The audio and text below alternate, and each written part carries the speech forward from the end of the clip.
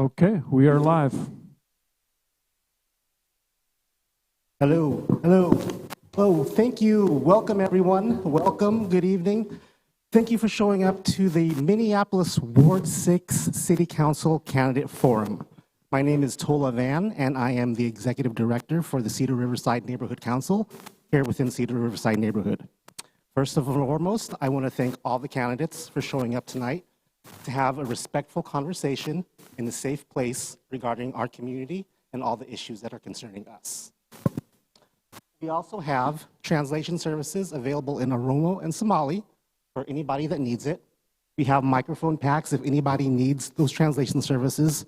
Also, they can sit next to the translators if they need more of that one-on-one translation time. I would also like to thank our sponsors for tonight's event, IATA Leads, Cedar Riverside Community Council, Elliott Park Neighborhood Association, Make Voting a Tradition, Seward Neighborhood Council, and the League of Women Voters in Minneapolis. Now, I would like to introduce our moderator, Pam Talene. Thank you, Tola. As I just said, my name is Pam Talene, and I'm a member of the League of Women Voters Minneapolis, but I am not a constituent of Ward 6. I think one of the candidates asked me about that. The League of Women Voters Minneapolis is a volunteer organization with a long history of providing unbiased candidate and issue information to voters. We provide our information regardless of political beliefs or candidates, so we want everyone that we are here to let you find out what's going on in your community. As Tola said, this forum is sponsored by quite a few organizations, and I want to thank them for their hard work in getting something like this on the ground. This is not an easy task. I also want to remind people that if you do want translation, please raise your hand and somebody can help you get the phones that you need for translation. This forum is being held, as you know, you are right here. It's also being live streamed to YouTube, and the link is available at lwvmpls.org. So if you want to go back and watch it again, and there were some things that you hear tonight that you want to check on again, you can recheck it on YouTube. Thank you to the Brian Coyle Center for providing this space, and to MCN6 for the production and recording of this event. We have asked that no campaign buttons or T-shirts be worn in the room, and I don't think anybody is doing that, so thank you for following that rule. Please remain as quiet as you can while the candidates are speaking so that everyone can hear the discussion, and especially those who are listening to it on TV. We also would ask you to hold your applause until the end of the forum so the candidates have the maximum amount of time to answer the questions. And finally, please silence your electronic devices. Now I'm going to tell you a little bit about Ward 6, which is where you live, so it won't be a surprise to you, but I think it's kind of fun to hear how somebody describes your part of the city.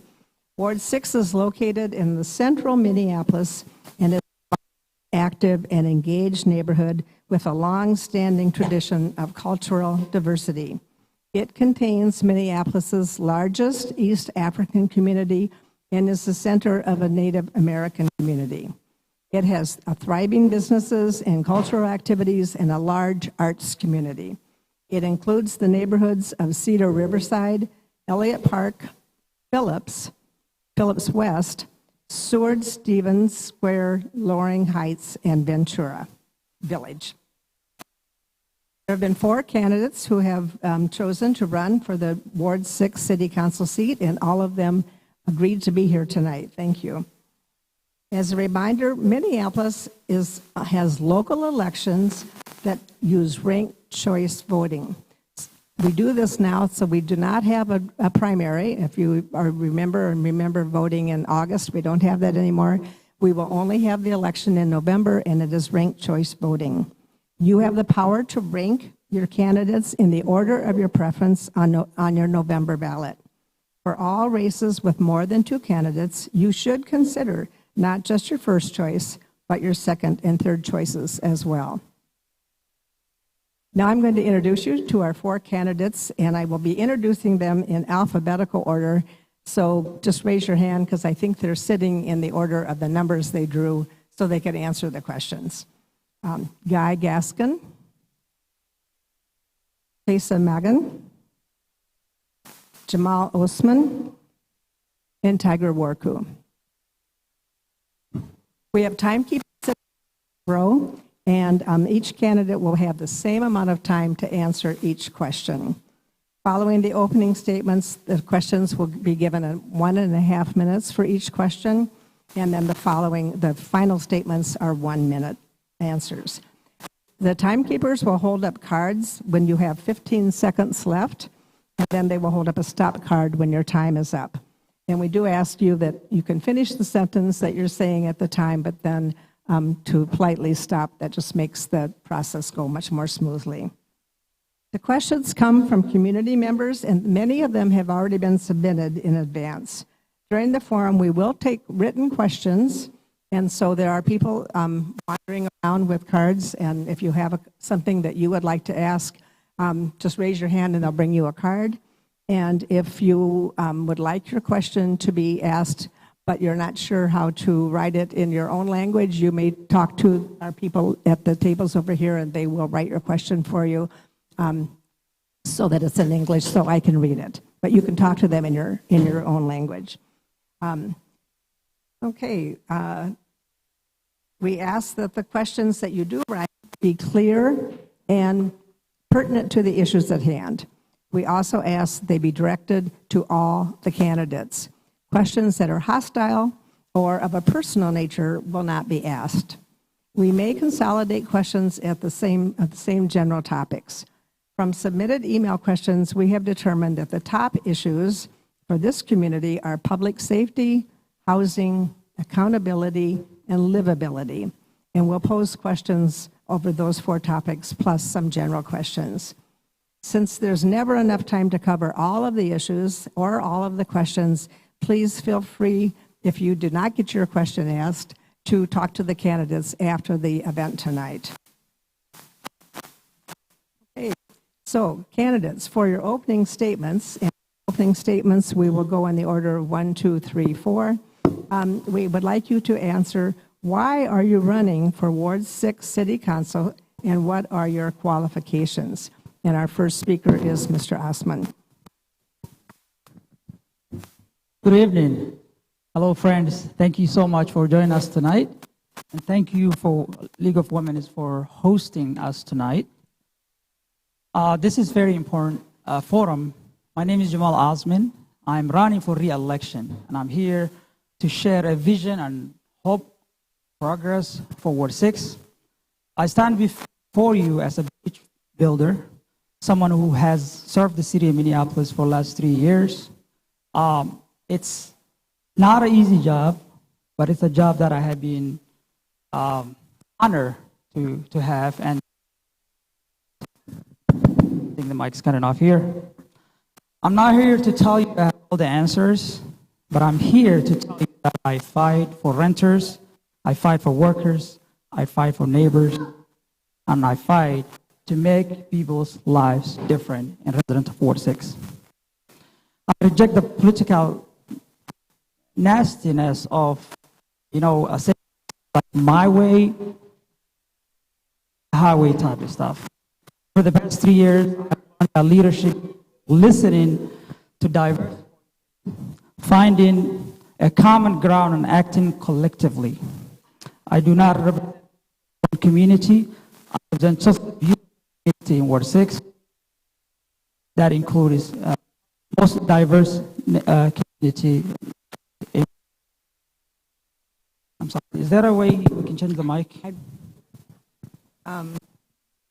Try another mic and see if somebody else's works.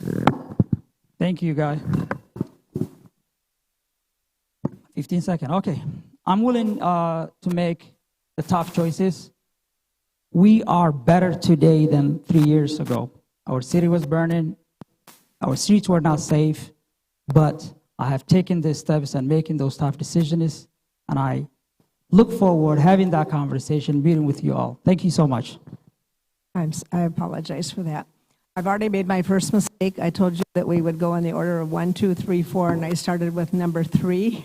So we'll continue in that order, and then I promise we'll go back to 1, 2, 3, 4. I apologize. Okay, so our next person with our opening comment is Mr. Gaskin.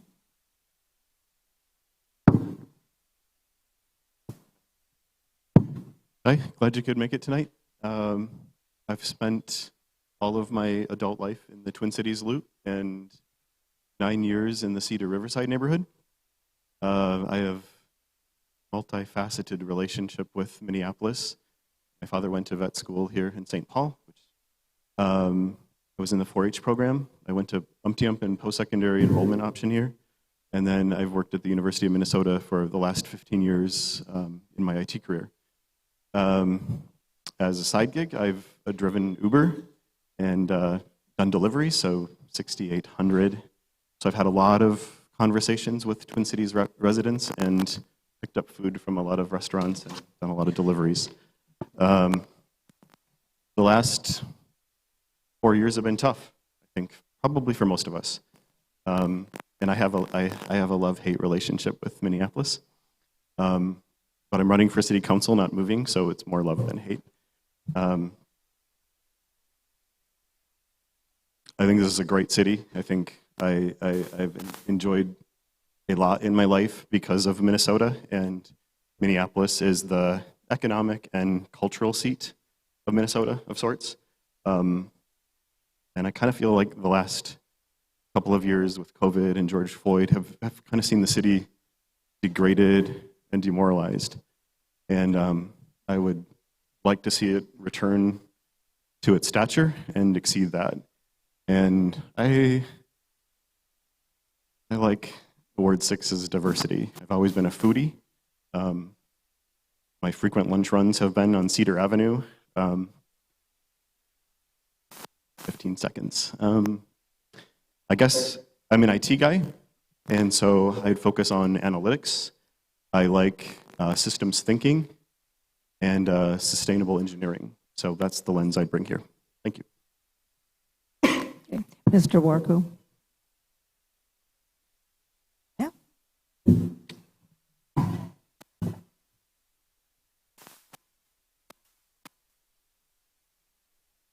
Oh boy. Testing.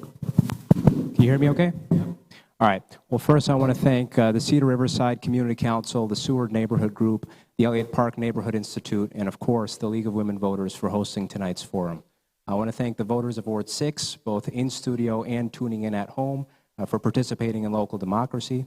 And I want to thank my fellow candidates, Councilmember Osmond, Mr. Gaskin, Mr. McGahn. Thank you for participating as well. It's good to be with you. I want to begin by asking the voters of Ward 6 two simple questions. The first, when was the last time that Councilmember Jamal Osmond hosted a town hall in your neighborhood? The second, if you've reached out to the council member's office, when was the last time that he gave you a satisfactory response? Well, by the time you come up with an answer to those questions, chances are we'd have already reached the same conclusion, and that is that Councilmember Jamal Osmond doesn't deserve a third term in office. The ineptitude in which he's carried out his responsibilities as our council member highlights the need for immediate change. Ladies and gentlemen, that is where I come in. For those of you who I have yet to meet, my name is Tiger Warku. I'm the only candidate up here who was born and raised in Ward 6. I'm the only candidate up here who served as vice president and president of a neighborhood group. And I'm the only candidate up here who's shown that he can build the diverse coalition that's needed to win in November. Approximately 10 months ago, we started our campaign by listening to residents in all 6 neighborhoods. And what we found is that although there's many unique faces and names in Ward 6, the challenges we face are common. Whether it be public safety, transportation, a lack of affordable housing, a lack of urgency on environmental justice, or a lack of constituent services, the voters of Ward 6 are frustrated in our current leadership, and they are eager for a new kind of leadership. As a 21-year-old, I know that I'm not the typical candidate for this seat, but I'm not running to be the youngest or to be the first. I'm running because I have the experience and I've built the connections to carry out the roles of this seat. Thank you. Thank you. Mr. Madden? I ask you to hold your applause until the very end because we are on a time constraint. Mr. Magan. Thank you. Testing. My name is Casey Muggan. I'm running for Minneapolis City Council 6 because I want to live in a city that answers to all its residents. The question was about your education and background. I graduated from Ohio State University, earned my bachelor's degree in political science. I have a master's degree in public administration from Minnesota State University in Mankato. I've worked in Washington County Sheriff's Office. I've worked for the Minnesota Attorney General's office. I've worked for the Anoka County Attorney's office, Minnesota Judicial Branch. I'm running because I care about public safety, police accountability, affordable housing, and tenant rights. These are the issues that the residents of Ward 6 care about. And when I door knock in Ward 6, these are the issues that they tell me. Public safety is a big issue, right? It has not been, in Ward 6, it has not been addressed. We have affordable housing crisis in Ward 6. I talk to so many residents when I door knock, and they tell me that, costs of apartment for rent is going through the roof. They tell me about evictions. They tell me about, we have issues of encampments in Ward 6, right, where we have unhoused people and housed people being pitted against each other. These are real issues that require complex answers. Right? Councilmember Osmond hasn't done anything on these issues, and we don't need someone else who doesn't have that experience coming in. We need someone who's very qualified and competent.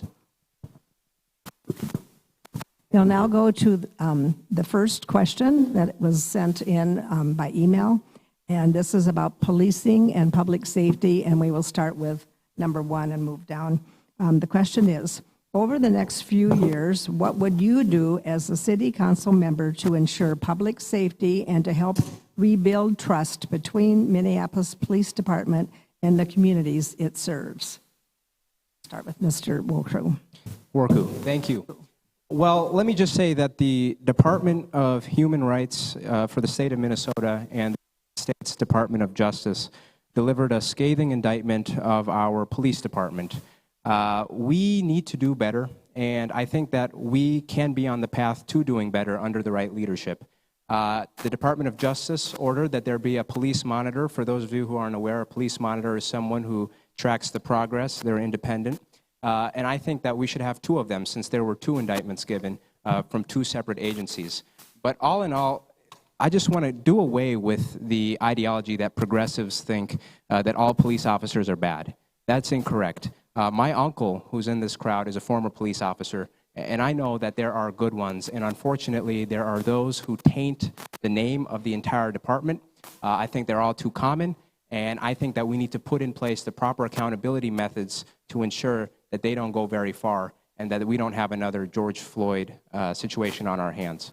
But what I will say is through community conversation, through town hall meetings, which is something we've lacked in this ward, we're going to be able to come up with better solutions to public safety. At the end of the day, it's a holistic approach that must be taken, not an if or. Thank you. Mr. Magan. Mr. Magan, same question. Can you repeat the question for me one more time? Ken, how would you, as a city council member, increase the availability of I moved on to a different question. Let's ask the one I asked them. Over the next few years, what would you do as a city council member to ensure public safety and to help rebuild trust between the Minneapolis Police Department and the communities it serves? That's a good question. So my second issue after public safety is police accountability.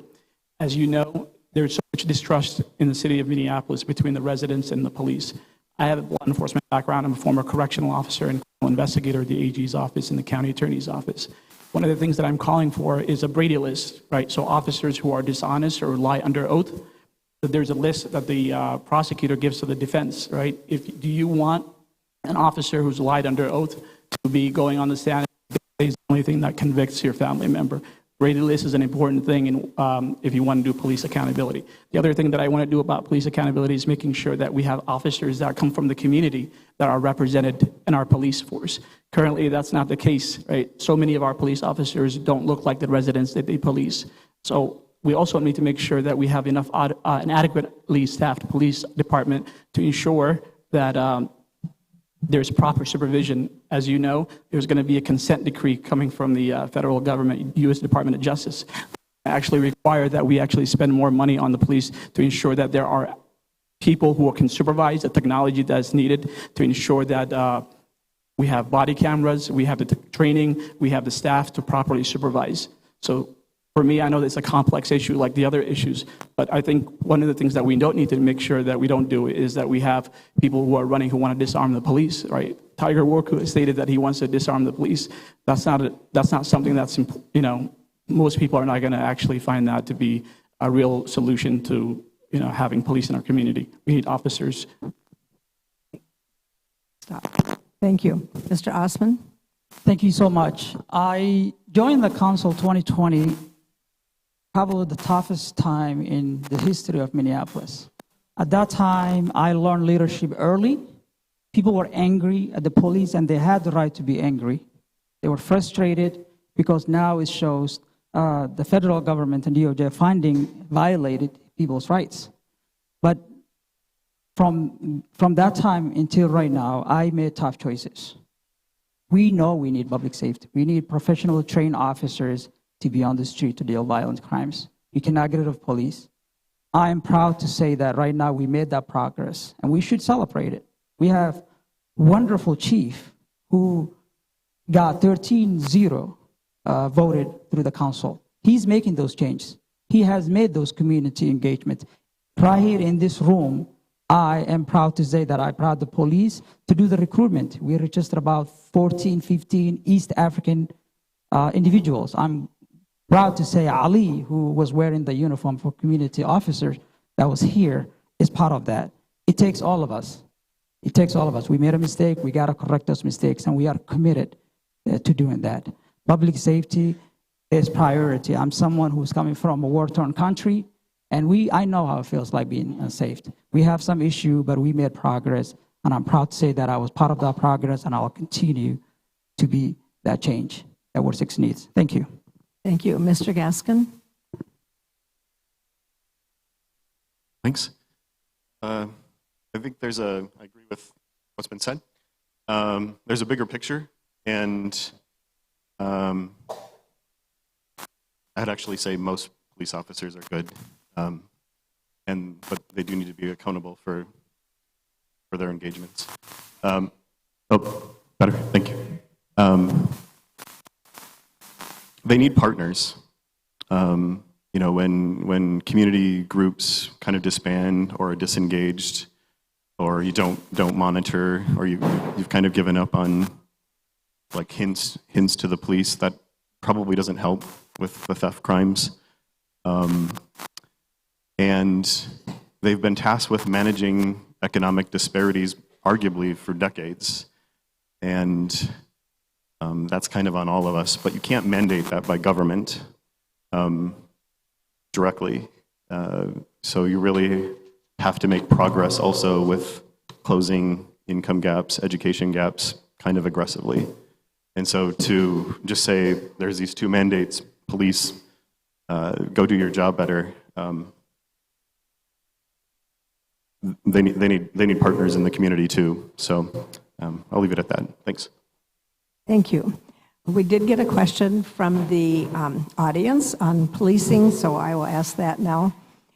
Do you think that police officers should carry their own liability insurance to better have better conduct with our citizens? Mr. Magan, you were first. Yeah, I think it's a good idea. It also makes sure that police officers are actually held accountable, and so that just like if you drive a car, if you're driving a vehicle, you have insurance based on how you behaved on the road, previous traffic tickets that you've received. That's going to make sure that you actually follow the rules on the road, right? So just like that, we should have liability insurance for the police. But the thing that's stopping that now, as many of you know, is state law. So we should try and change the state law to make sure that we have police officers who carry their own liability insurance. So that's going to eventually make sure that officers are weeded out, because the post board right now that regulates the police really doesn't have any teeth, right? You have to actually essentially be convicted of a crime for them to pull your license. So I think this was probably a good way to go around that and make sure that we're holding police officers accountable. But as I said, it requires that we change state law. Thank you. Mr. Osman. There's so many ways we can really better our police officers. One of them is what you suggested. I do agree with that. I think that liability, first of all, the federal government and state government are the ones that making us tough for city council to make those changes. We have the union, police union, who also continue to fight with that. Officers, City of Minneapolis is being bankrupt because of the misconduct of MPD. We are paying hefty funds, millions and millions of dollars of police misconduct. We understand that. That's an issue we have to face. But at the same time, officers also do the work for us. They wake up, they have families just like everyone else. They go to work, they put their lives on the line. They also deserve protection for their employer.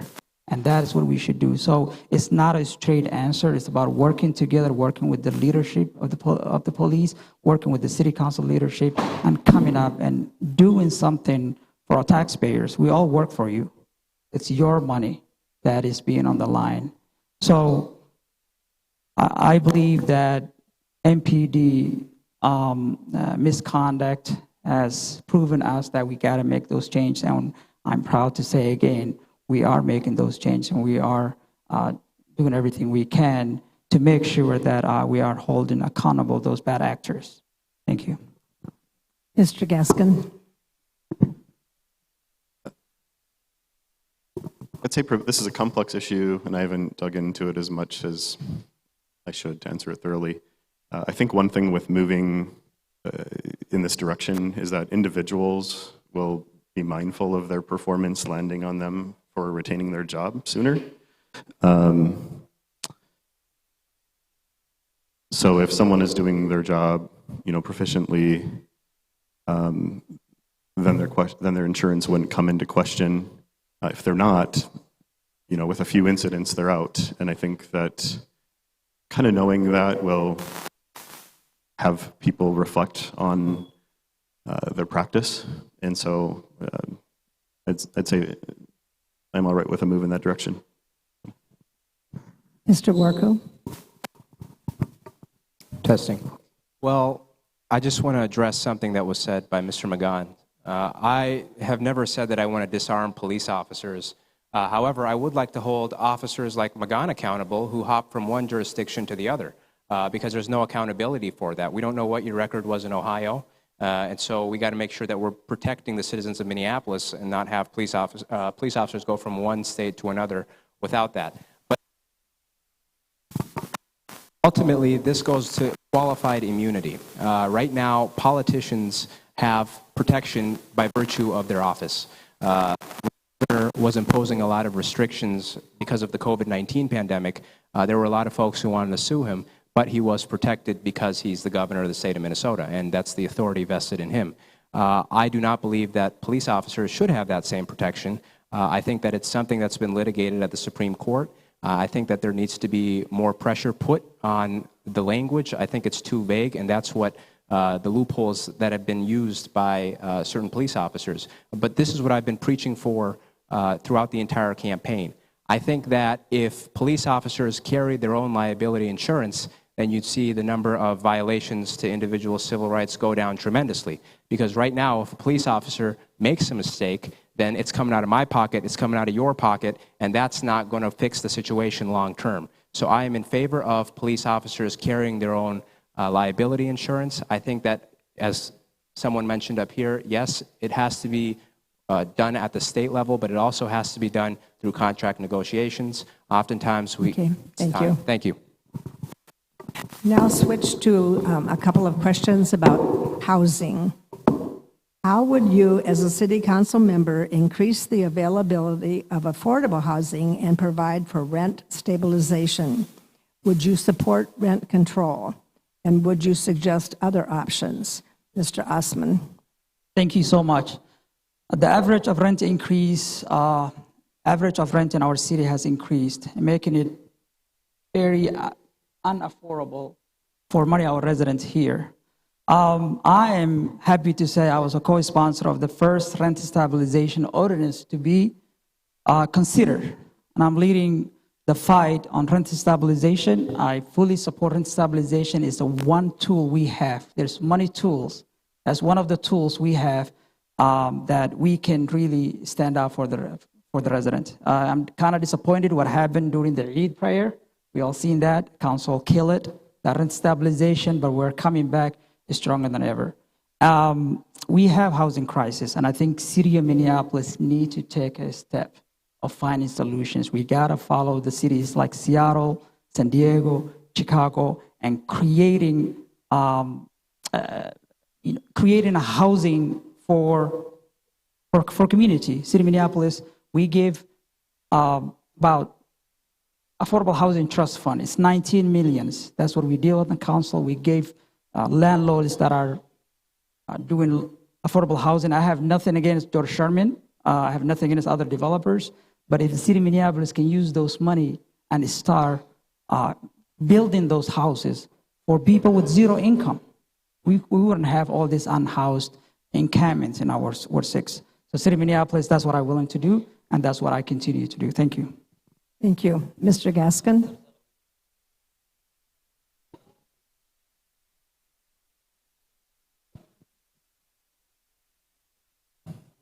Go ahead, Mr. Gaskin. It's fine.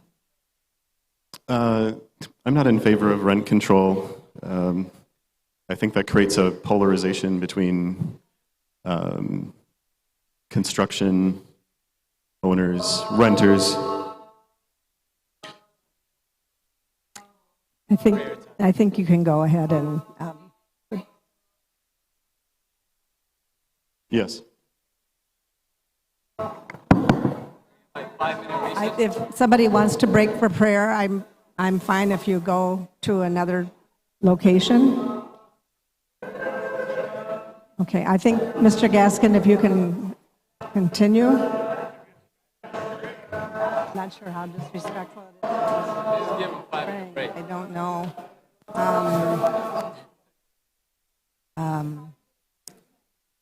Okay, I think. Go ahead. Why don't you go ahead? Take a 5-minute break and then come back. Sorry about that.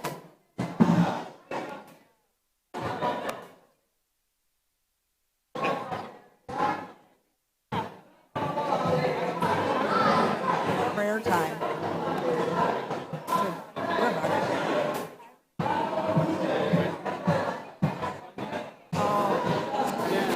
I thought maybe it should.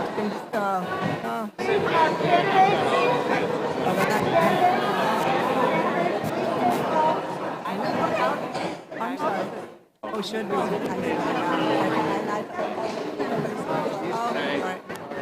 Oh, all good.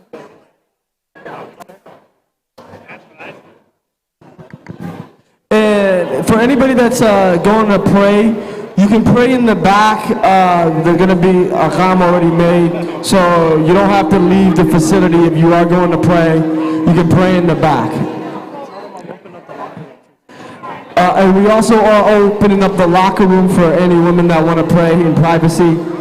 You can go into the locker room here behind this table where the candidates are sitting.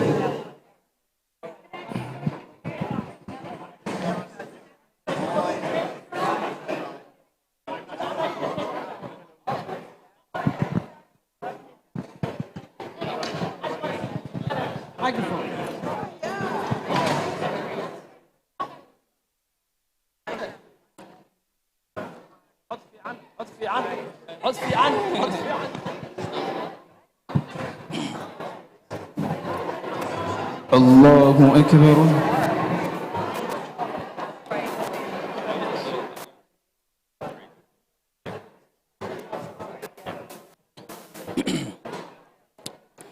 الحمد لله رب العالمين الرحمن الرحيم مالك يوم الدين إياك نعبد وإياك نستعين اهدنا الصراط المستقيم صراط الذين أنعمت عليهم غير المغضوب عليهم ولا الضالين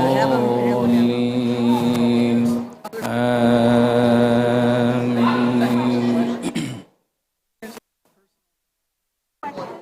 لو أنزلنا هذا القرآن على جبل لرأيته خاشعا متصدعا من خشية الله وتلك الأمثال نضربها للناس لعلهم يتفكرون. هو الله الذي لا إله إلا هو عالم الغيب والشهادة هو الرحمن الرحيم. الله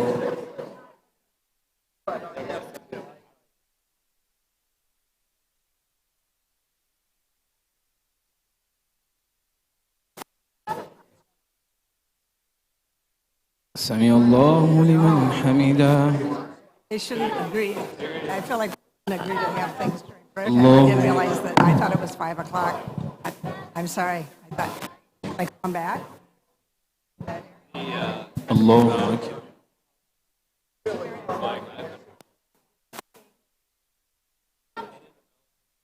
الله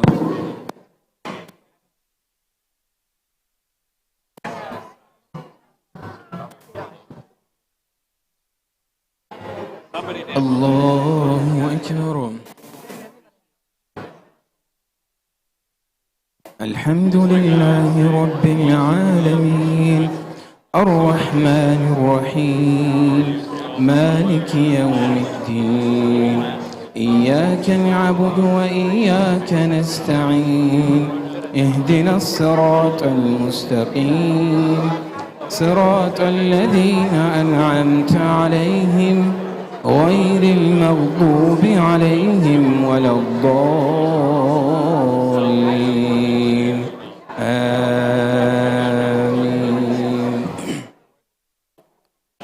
هو الله الذي لا إله إلا هو عالم الغيب والشهادة هو الرحمن الرحيم. والله الذي لا إله إلا هو الملك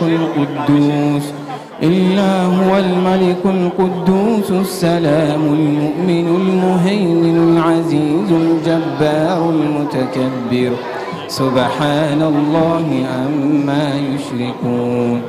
هو الله الخالق البارئ المصور له الأسماء الحسنى يسبح له ما في السماوات والأرض وهو العزيز الحكيم. الله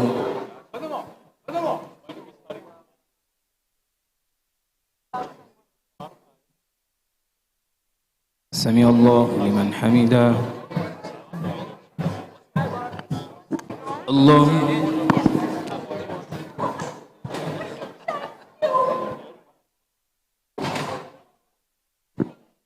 الله أكبر.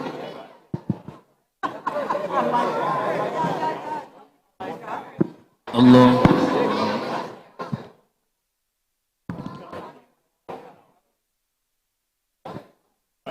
الله أكبر.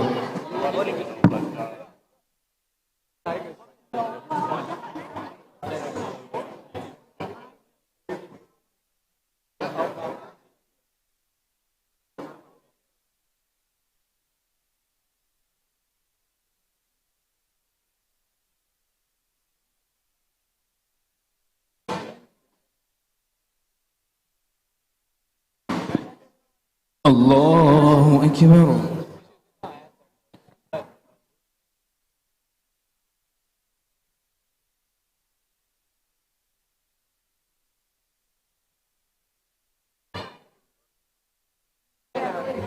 الله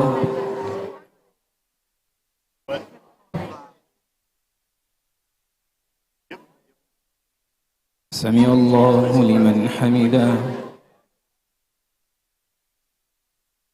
الله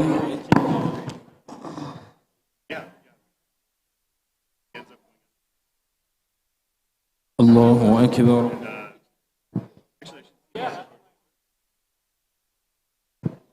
الله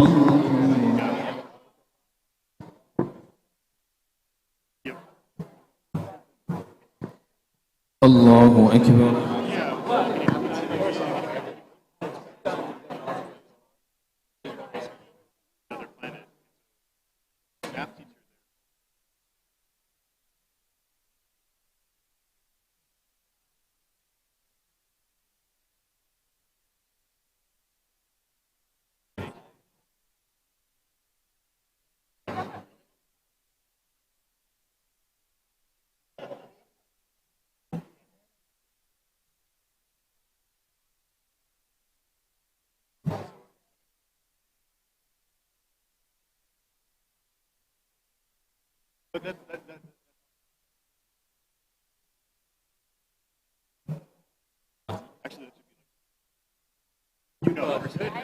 السلام عليكم ورحمة الله السلام عليكم ورحمة الله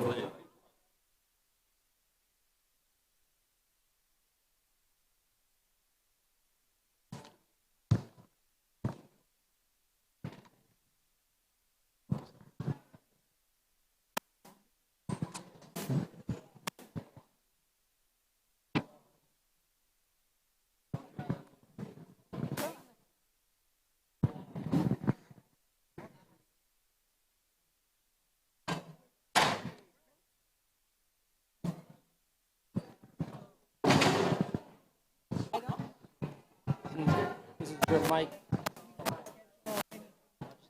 Now that we're getting back together.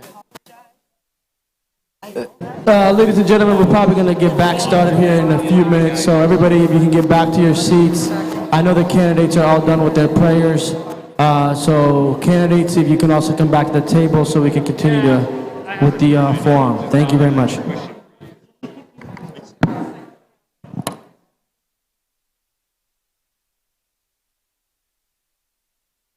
Could the candidates please come back to the table?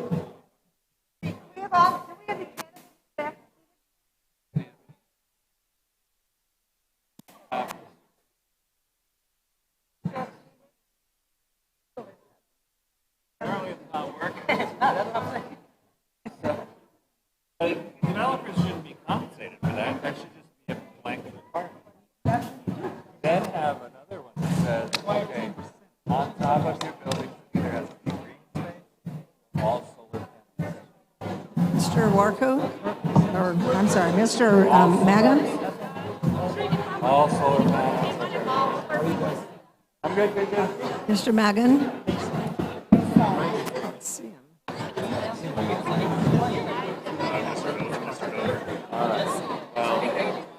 You guys are all doing a good job.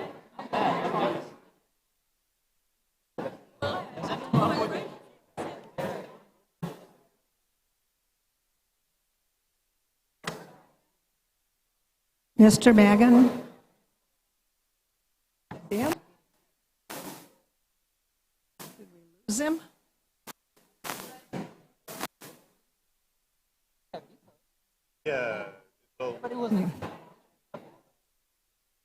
Thank you, everybody, for your patience, and I apologize that this was planned during sundown. And, but I think we're ready to go. Mr. Magan, are you in the room? Okay. We'll begin, and oh, here he comes. All right.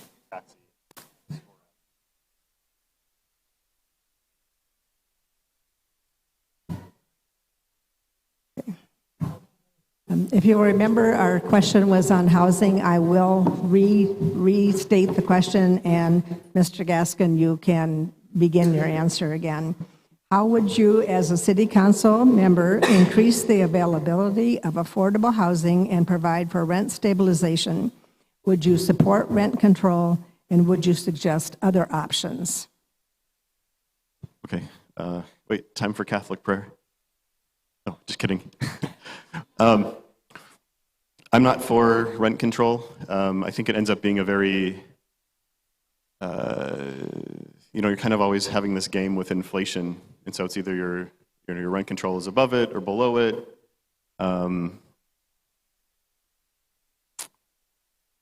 I would probably take things in a different direction. I would see if we could, I would propose converting Congressional District Hennepin County to land value tax so that people can build without immediately turning around and paying property tax on their development. So that would be my first move as a city council member. Okay. Mr. Warku? Testing. Well, first, thank you all for your patience during that event. Here's what I'll say. Rent stabilization is good. I support it, but it's a little too vague. I'm the only candidate in this race who supports a 3% cap on rent. I've made that clear. I've shown up to multiple forums on it, and I will continue to support it if elected. I think one thing as people who are running for office as candidates we got to be clear about is who's contributing to our campaigns. Sherman and Associates actually owns a lot of the buildings in Cedar Riverside. And Councilmember Osmond, do you know how much money they give to you? $1,200. So when it comes to priorities, I think we've got to be clear with the people and not just give platitudes. I will not take money from any massive developers. I will only take grassroots dollars. That's what my campaign has been sustained on, and that's what we're proud to boast going into November. Thank you. Mr. Magan? So I support rent control. Rent control can have unintended consequences, as we know. I support a 3% cap, but I also want to make sure that we have an exception for inflation and new construction, right? There in St. Paul, they had an ordinance and they quickly changed it because construction stopped immediately. The best way to reduce costs of rents is to make sure that we have more development, and rent control without an exception for new construction and inflation ensures that, construction stops and the properties that are left actually increase over time. Sometimes what happens is, especially with the 3% cap, if there's no exceptions in that, landlords will just charge the maximum 3% because there is no exception for inflation. So let's say a landlord wants to charge 2% or they've been charging at 1.5%, which happens at least where I live. If you know that you don't know what the inflation is going to be in 2 or 3 years, you might as well just charge that maximum 3% every year just to take that into account. So to alleviate any of those unintended consequences, I support making sure that we have an exception for new construction and inflation. Essentially, we have states like Oregon that have a rent control, and their cap is at 9% plus inflation, right? This would be the strictest rent control policy in the country. And we tried that in St. Paul, and they changed it around with exceptions for new construction and inflation and other loopholes to ensure that we get the benefits of rent control without any unintended consequences. So that's what I support, a rent control with exceptions for inflation and new construction. Thank you. The next question is, as a city council member, what specific strategies do you support or propose for our unsheltered population? How would you suggest we address encampments? This came from several various people asking that same question, and we begin with Mr. Gaskin.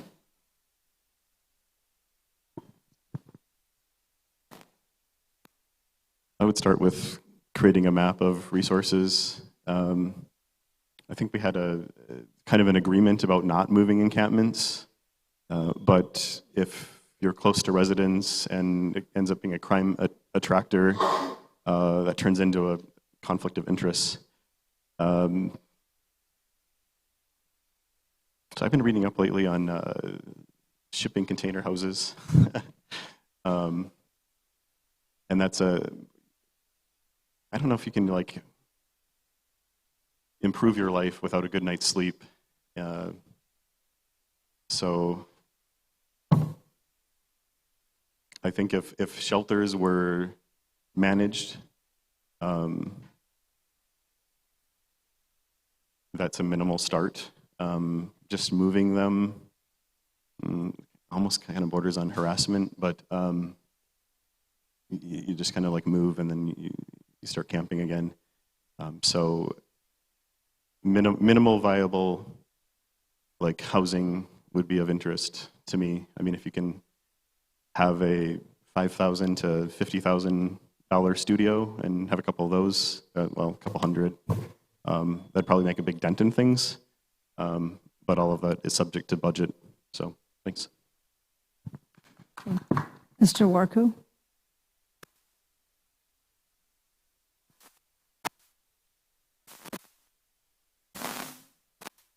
As a city council member, what specific strategies do you support or propose for our unsheltered population? How would you suggest we address encampments?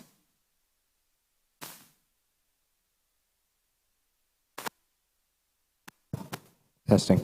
Well, as someone who lives in Seward, we've faced a lot of encampments popping up. And I will say that when an encampment opens up in a neighborhood, it unravels a can of a bunch of complex social dynamics.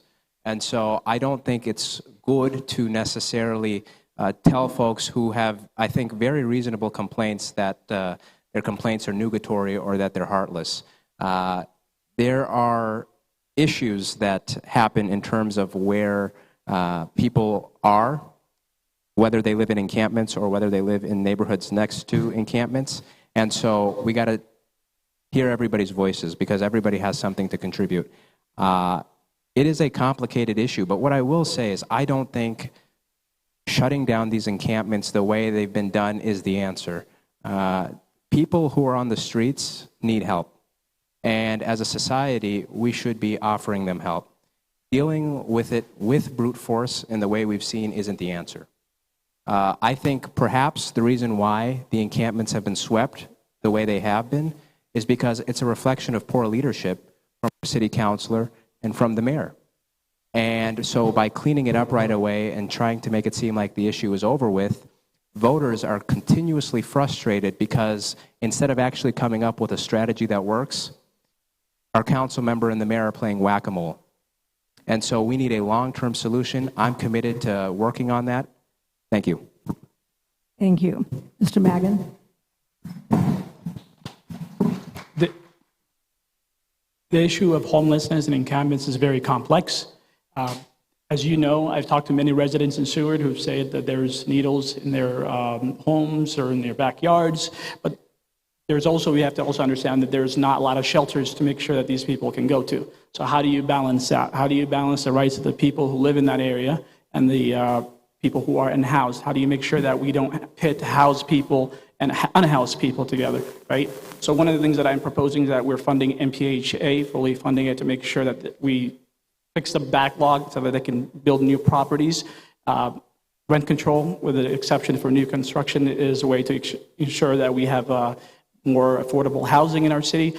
But in the issues of encampments, we also need to make sure that when there are encampments, there are public safety risk, that the city intervenes to make sure that, you know, if there's, as you saw behind the Bessemer, prostitution happening, drugs happening, other violent crimes, we need to make sure that we also look at the residents who live in that area, right, and respect their need to be also safe. So I want to make sure that we have a balanced approach. We definitely need to make sure that we have more shelters, but we also need to ensure that the rights of the people who live in the area and make sure that encampments are not existing if there are danger or public safety risk. Thank you. Mr. Osman? I would say this has been probably one of the challenging things being a council member dealing with encampments. Last 3 years, we had more encampments than any other district in Ward 6. According to 2023 point in the count by Hennepin County, the city has over 500 unsheltered individuals in our city. So obviously we have a crisis. This is not a city issue, this is a regional issue. The state must come in, the federal government must chip in. We have crisis, but I'm here for solutions. So what's your plan?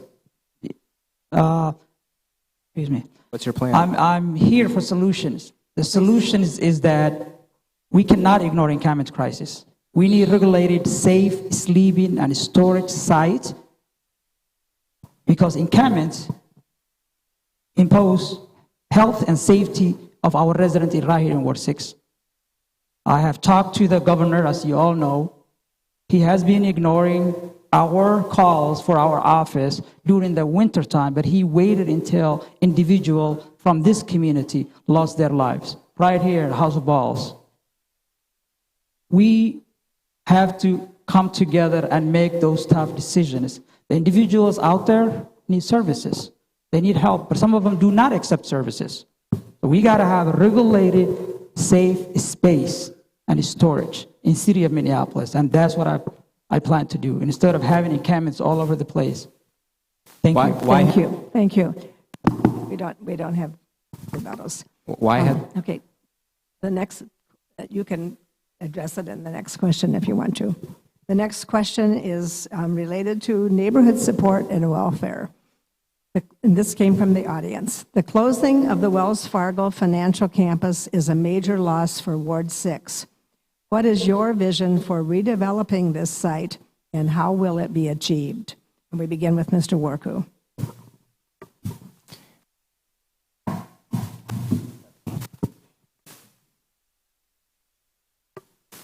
Testing. Good.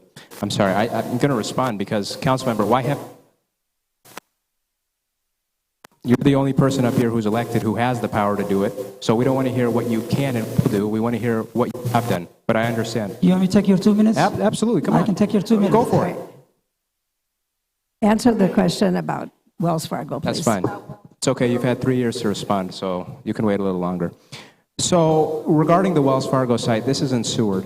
And I think right now we've got to support the neighborhood group in having those conversations. Ultimately, it has to be the residents of that neighborhood that know the kind of entity that needs to move in. I am supportive of whatever the folks of Seward who are engaged through a more holistic process decide to do. Thank you. Mr. Magan. Can you repeat the question, please? The closing of Wells Fargo Financial Campus is a major loss for Ward 6. What is your vision for redeveloping this site, and how will you achieve it? I think that would be an excellent place to build more affordable housing. I think MPHA can build more affordable housing in that area. That will solve a lot of the issues that we have in Ward 6, like encampments and lack of affordable housing.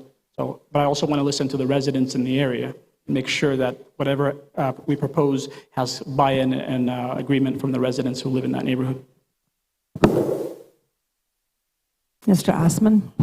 Thank you so much. I'm proud to say that I actually met the leadership award of Wells Fargo. I sat down with them, and there's a community engagement coming up in Phillips West, if you're interested. They're willing to work with the community. The same way U.S. Bank at Sewer Redesign, they work with. They're willing to listen to the community. They have it for sale, but they have not sold that place. That place, it's right actually across the street from my house. It's a big space. We need to make sure what we need to do as a city, we support what's best for the community. You know, and that is what I support. I'm actually having a listening session with Phillips Neighborhood Organization, and I invite you all to have your opinion. What do you like that place to be? If I tell you I want housing or I want Somali market and all that stuff, that is not what my goal is. My goal is I need to listen to the residents and really listen to the community and neighbors that live in that area to see what is the best outcome. It's a huge building. You know, what infrastructure, what is possible for things to be there? It could even can housing be there? You know, those are rational questions we all have to ask. So, yes, thank you so much. Thank you. Mr. Gaskin. I would use it as an opportunity to regather what the community needs and see what the best fit is going forward.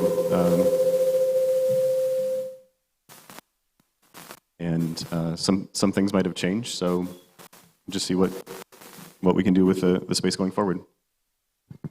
Okay, thank you. This question also relates to neighborhood support.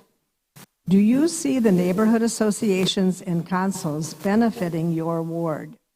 Why or why not? And how would you address neighborhood association funding? And we begin with Mr. Magnan. I didn't catch the first part. I know the last part was about funding for neighborhoods. Do you see the neighborhood associations and councils benefiting your ward? And why or why not? And then how would you address neighborhood association funding? So I fully support funding in neighborhood associations such as the Seward Neighborhood Group, Cedar Riverside, all the other six total of 6 neighborhoods in the ward. Neighborhood associations do a lot of the work that the city of Minneapolis would otherwise do, right? So when I see residents in Seward that I talk to and they tell me that they're having meetings, and they're essentially, when you look at those meeting minutes and the things that they're working on, these are things that benefit all of us. This is why I support making sure that we fund the neighborhood groups. I know that right now, because of the lack of funding, some of the neighborhoods have had to merge to make sure that, save costs. What that has happened, what that led to is essentially some neighborhoods losing their character, and some neighborhoods essentially having to not being able to provide the same level of services that they used to. So for me, I see these neighborhood associations as conducting work that the city should be doing, already is, has to do it anyway. They cut the funding, so we might as well just fund it. Mr. Osman? Thank you so much. Last year, we gave staff direction to the council to come up how we're going to fund neighborhood organizations next couple of years. That report is due very soon, and we should be able to hear that. Neighborhood organizations do many things in our community. They don't just really come and meet every once a month, but they do tenant protection, they do community safety conversation. I have attended each and every one, and I see some Seward, some CRC that are here, and they play a huge role. I'll use example right here in this community. CRCC took the challenge to have an ambassador program. The mayor funded last year to have ambassadors. So individuals that are here, walking around, talking to the young men, figuring out what they need, assisting them. Mayor fall in love with those program and actually extend it and even continue to extend it. So I would say neighborhood organizations should be funded triple than what we're funding right now. They play a huge role, and I fully support and I'm proud of those volunteers that come to every meeting and that continue to meet with us. Thank you so much. Thank you. Mr. Gaskin? Mr. Gaskin, the same question about, do you see neighborhood associations and councils benefiting Ward 6? And how would you address neighborhood association funding?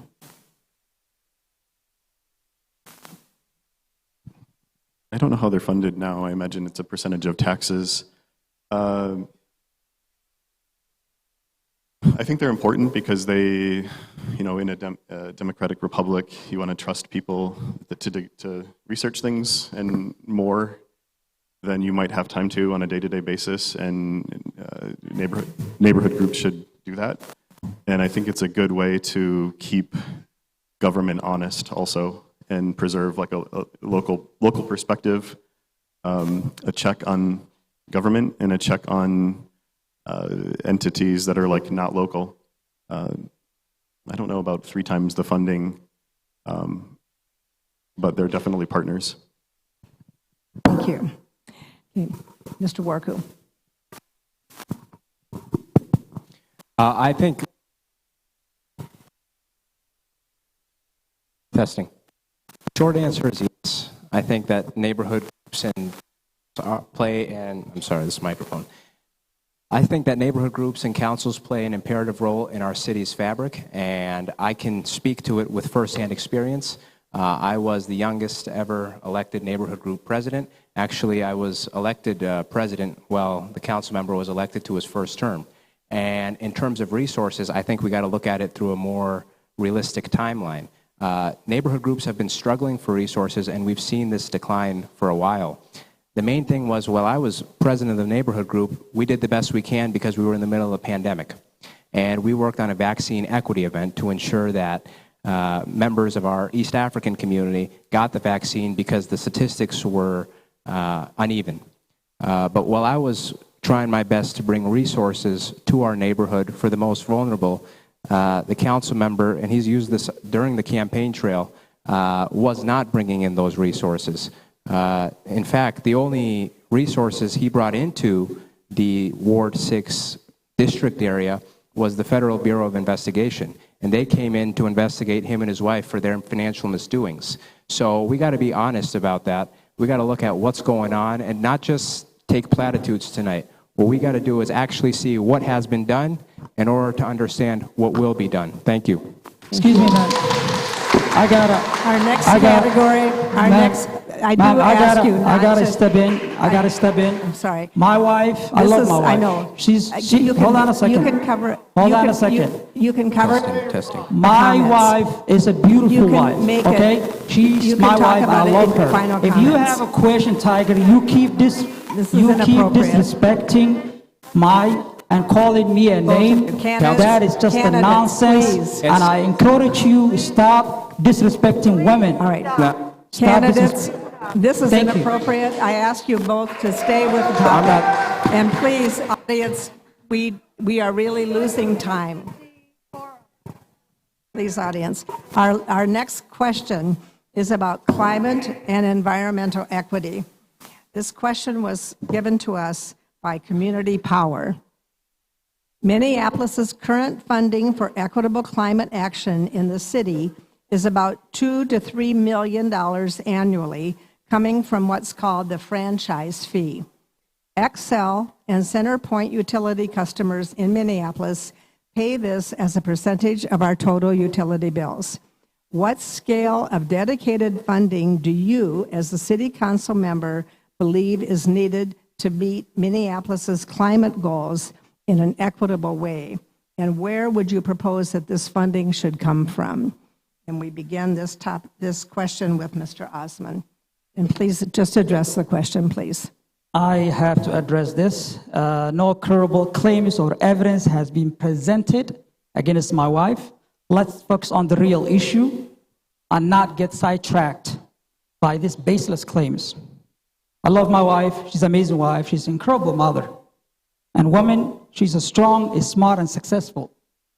She doesn't need to answer. She doesn't need me to answer her. Please, Mr. You go ahead, Osman, answer the that question about climate, please. I'm sorry. Yes, this is what leadership looks like. Even when you are disrespected your family, you have to step in. I'm proud to be a Ward 6 resident. I'm proud to represent you for the last 3 years.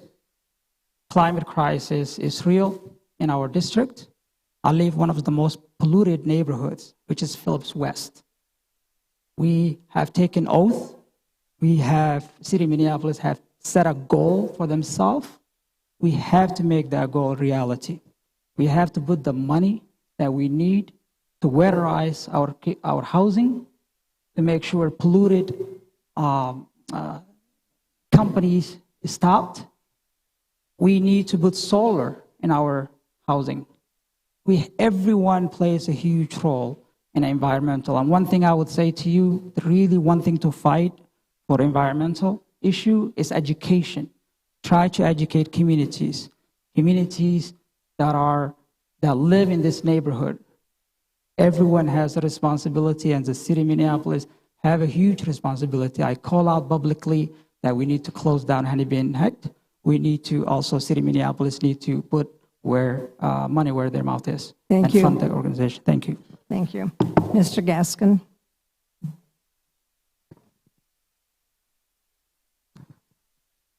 Energy equity. This is a complicated issue. The most recent course I took was about sustainability at Arizona State University. I'm all for energy efficiency. I think those are dollars well spent. Insulation, energy efficient power supplies for your computers. I want to make sure, even kind of the goals I would probably review before tacitly accepting them on the city council. I want to make sure that they're not politically motivated to cost constituents more money. So I would review the total package. Something that works for Minneapolis might be different than something that works for China or a country on the equator. So I would check that. I'd want to make sure that we're getting the best bang for our buck in a time-appropriate manner. But where it is responsible, it certainly reduce pollution. So thank you. Mr. Warku. Thank you. Let me just say that I am proud to be endorsed by the Sunrise Movement, which is a very important organization in the fight against climate change. I'm proud to have done a bunch of environmental work in my past. I co-authored the Minnesota Green New Deal, which was a bill that would have transitioned our economy from fossil fuels to 100% clean and renewable energy. So this is right up my alley. I am the environmental candidate in this race. I support shutting down the HERC incinerator, or the real name for it should be trash burner. But all in all, I think Xcel and CenterPoint currently have a monopoly on our energy system. Look to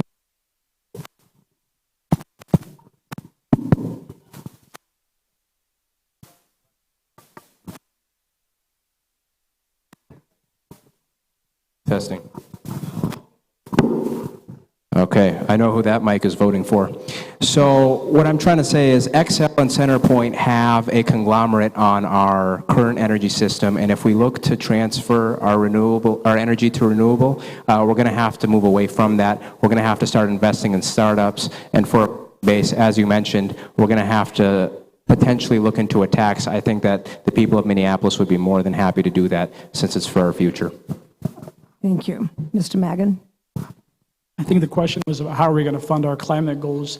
It is expensive, but some of that has to come from people who have actually polluted our society. We need to make sure that we have a tax on gas, make sure that we don't put that burden on people who can least afford it, right? We already know that the cost of climate change is disproportionately impacted and is shouldered on people of color, people who are low income, people who are least likely able to pay the cost, but are paying the cost already. So we need to make sure that we put that tax on people who are polluting.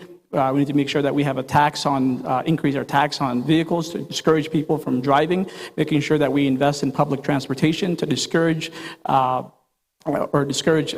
greenhouse emissions.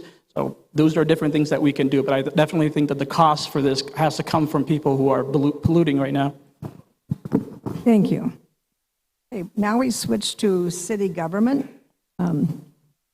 As a city council member, you are responsible to both your ward specifically and the city as a whole. How will you manage this, especially when the priorities compete? And we begin with Mr. Gaskin. Mr. Gaskin. Transparently,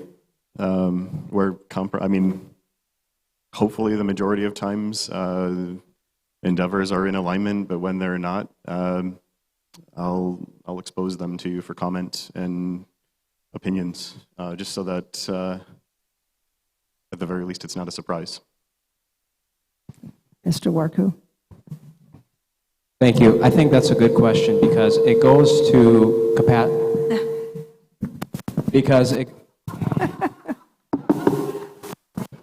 Thank you. Because it goes to capacity.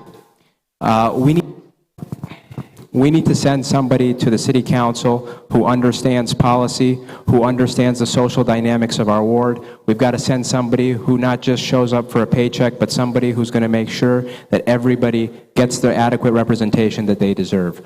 One of the reasons I decided to run for office was because I saw that we didn't have an independent voice at City Hall.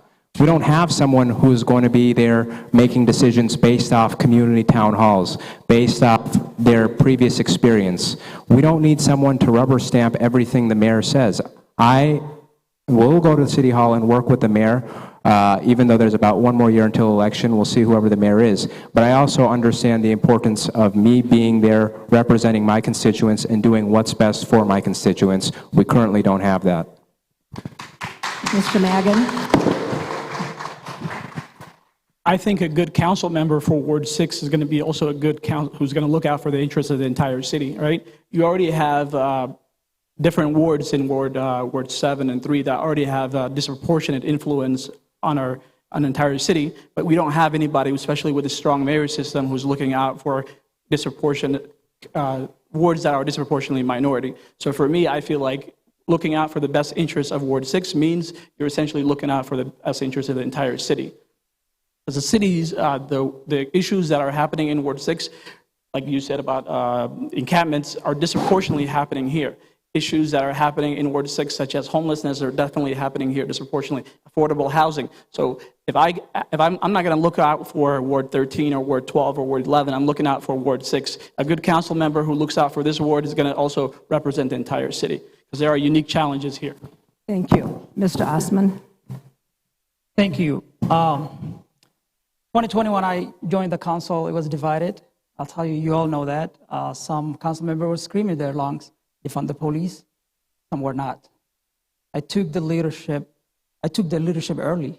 And I stepped in and I said, you know what, let's do what makes sense. We're not here to get an agenda cross or some kind of belief. We're here to serve the residents. I'm proud to say my vote is a swing vote. You can check the data.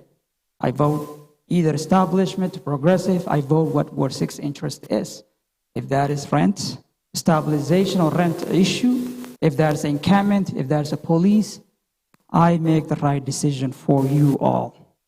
Sounds like Mr. Tiger is here, acting like he's running U.S. president, and Mr. Worku and Mr. Muggin out here thinking that he's running for some kind of head of investigation in Ward 6. Ward 6 needs leadership.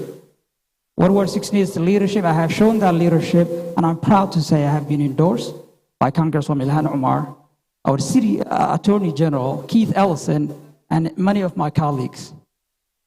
I would tell you that I have served you with honest, and I work for you. I do not line with any, I get along with everyone. I'm probably the only council member who can put an item out there and pass it 12-0, 13-0. Thank you so much. Thank you. All right. This is a question that came from the audience. If elected, what steps would you take to put our city on a firmer financial footing? And we begin this one with Mr. Worku. Thank you. Council member, if you could pass anything with a 13-0 vote, I don't know why you haven't done it yet. There's a lot of things that need to be passed, so maybe you can work on that. In terms of having a better financial footing, you know, right now in our city, there is a divide between, like the council member said, the establishment and progressives. We need someone who will work across that ideological divide, and that's something that I plan on doing. It's one thing to say that you're a swing vote, but it's another thing to actually swing votes. And that's why I am running for this seat. Because right now, if you look at our current city government overall, there's an impasse. There's an impasse and it needs to be solved. We're not going to get anything done. We're not going to move the city in any concrete direction without someone who will be able to actually talk with folks instead of standing in front of a camera or sitting in front of you and saying, I am a swing vote. It's not something you flex. Mr. Magan? The question was, what steps would you take to put our city on a firmer financial footing? So a lot of the proposals that people make actually cost money, right? And it's easy to say you're going to increase funding for this program or that program, but you also have to talk about how you're going to get that funding for that, right? So one of the things that I'm proposing is making sure that we have a sales tax, that it makes sure that that essentially impacts climate change, such as I said earlier, on gas and transportation, so that we can encourage people to take public transportation, that we have a tax on these high-end condos, making sure that rich people pay their fair share. Then we can have the financial footing to make sure that we're actually paying for these programs. Because it's very easy to say, you know, I want to increase funding on this and this and this, but where are you going to get the funding for that? So.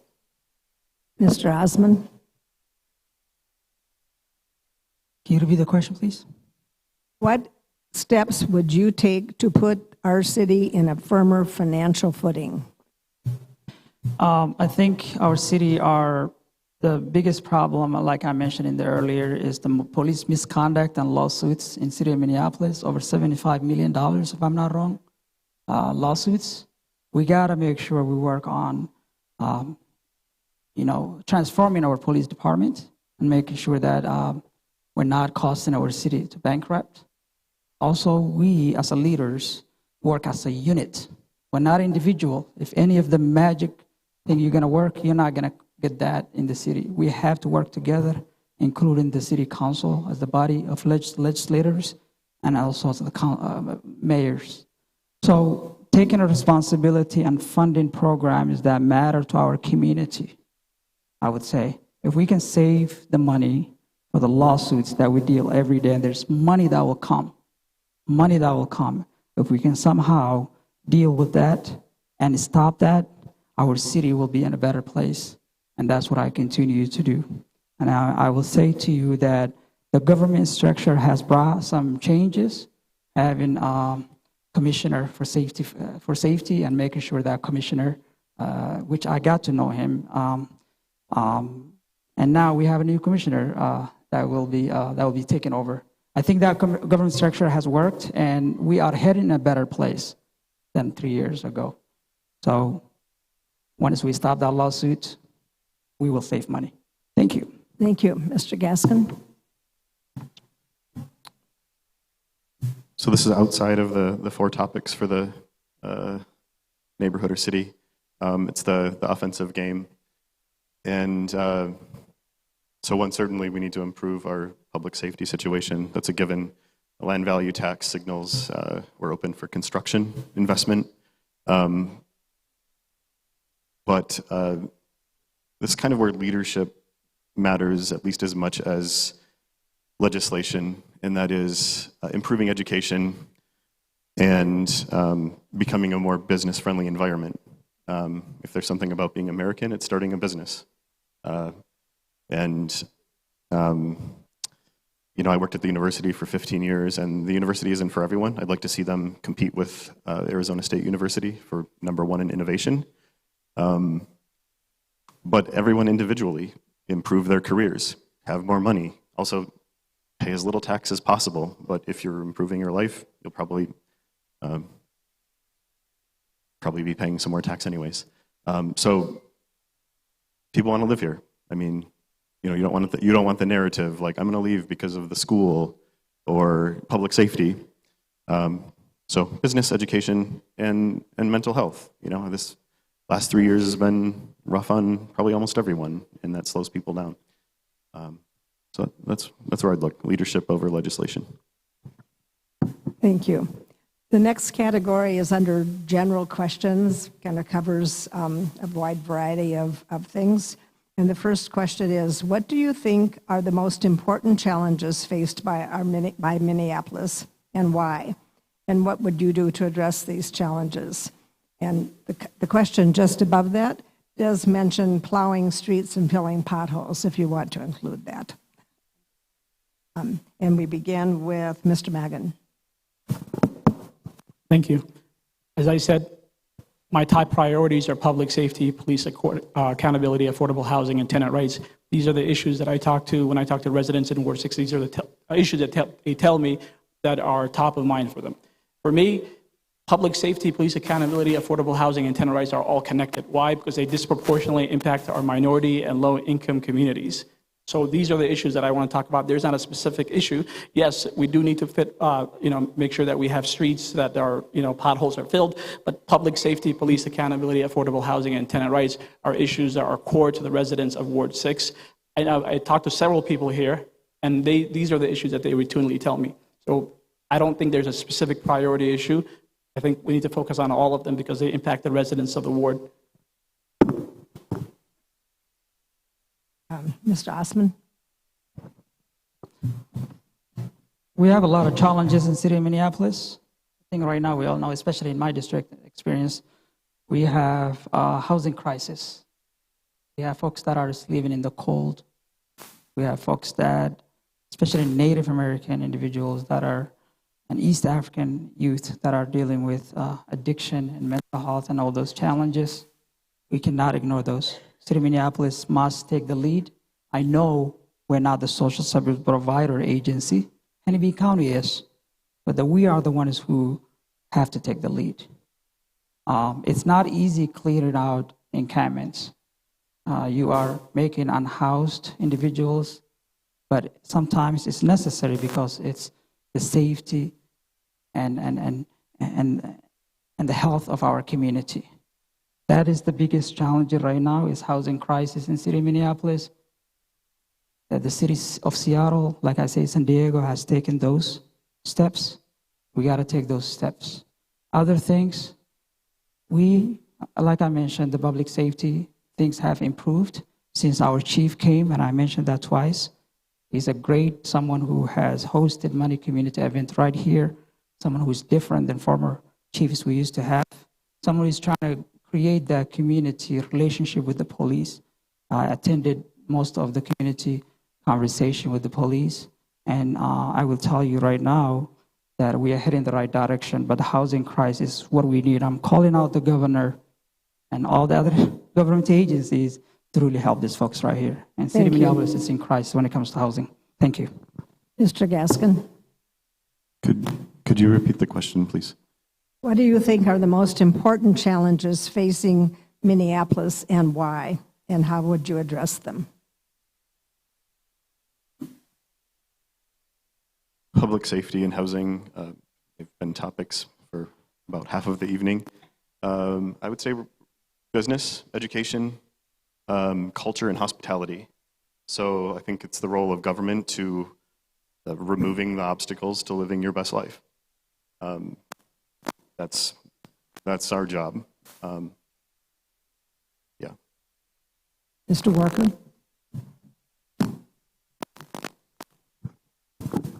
Thank you. I agree with all three of my fellow.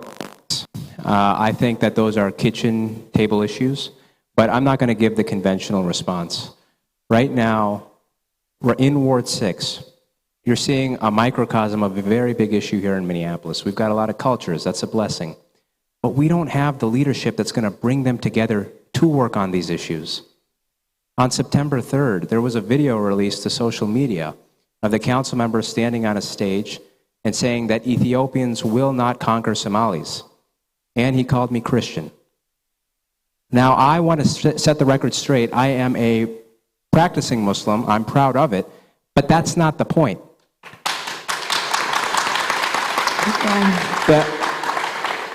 That's not the point. The point is, so what if I'm Christian? So what if I'm Jewish? So what if I'm white or black or anything of that? When you represent Ward 6, you got to represent everybody. We've got so many diverse communities. And right now, if you can't even host a town hall in every neighborhood, then how are you going to come up with consensus that'll solve these issues? That's why we're at this impasse, not only at the city level, but also in Ward 6. We got to be honest with ourselves. We are not getting that kind of leadership, and until we elect someone who's going to lead us in the right direction, we're going to continue to sit up here and make empty promises and not get anything done.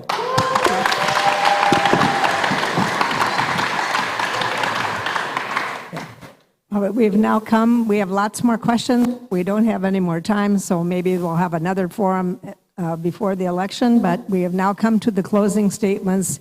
Each candidate will give 1 minute for them to tell you again who they are and why they're running. And we begin with, Mr. Osman. Thank you all for being here, for really taking the time to listen to us. I want to reiterate my unwavering commitment toward 6.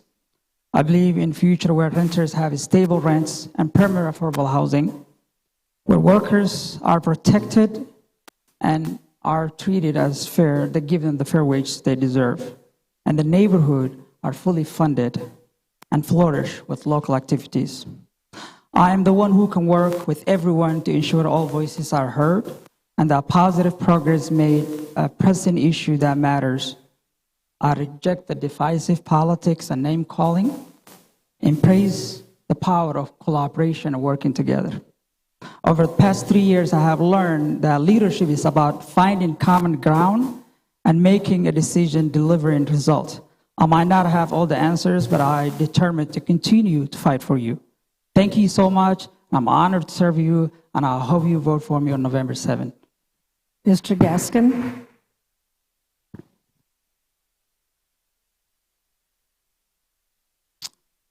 What to say? Well, I would like to see Ward 6 prosper. My background is predominantly in IT, and there's some practices that come with that.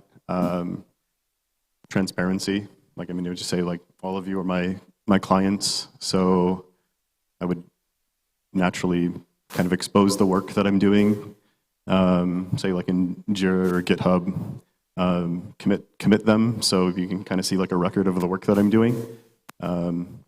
And I'm not sure that I should even set the priorities. I should work with you to set the priorities, you know, where I spend my time in a week or every 2 weeks. So I'm open to that. I don't even know. There's also the notion of an agile approach, and so I don't see everything that you see that you want to see change in Ward 6. So thank you. Thank you, Mr. Borko. Well, thank you all for attending. Be preemptive. Thank you all for attending. It's been a lively conversation. Let me just say that I am ready to get to work. If you feel like our current leadership has been adequate, if you feel like your voice is being represented at City Hall, then Councilmember Osmond is your guy. But if you're ready to try something new, then I have stepped forward, and I look forward to earning your support. I'm proud to have been endorsed by Senator John Hoffman, President of the Minneapolis Park Board, or Taxation and Estimates, Samantha Priest-Stinson, Vice President of the Park Board, Alicia D. Smith. These are long titles, but I'm proud to have their support. And the City Councilwoman for the 6th Ward in St. Paul, Nelsie Yang. We're going to work closely together if I'm elected to ensure that there's a multi-agency, multi-governmental approach, but I know that the most important endorsement that I can get in this race comes from you, the people of Ward 6. So I look forward to continuing to knocking doors. I look forward to responding to people's correspondence online. We are ready for change. Thank you. Tiger46.com. Thank you. Mr. Madden, please. My name is Casey Muggan, and I'm running for Minneapolis City Council because I want to live in a city that answers to all its residents. Ward 6 deserves a council member who will show up and listen. This isn't happening right now. There are important issues that we need to solve in Ward 6. Public safety, police accountability, affordable housing, and tenant rights. These are not simple issues that require simple answers. They're complex. We need someone who's qualified. I'm proud to have been endorsed by Stonewall DFL, College Democrats of Minnesota, Minneapolis Firefighters Local 82, Minnesota Senior DFL Caucus, Carpenters Union. Thank you. Thank you. And now, on behalf of all of the co-sponsors, I want to thank the candidates for coming out tonight and for being part of the democratic process by running for office and for being willing to serve their community. We hope the forum has been helpful to you as the voters to form your decisions on how you will vote.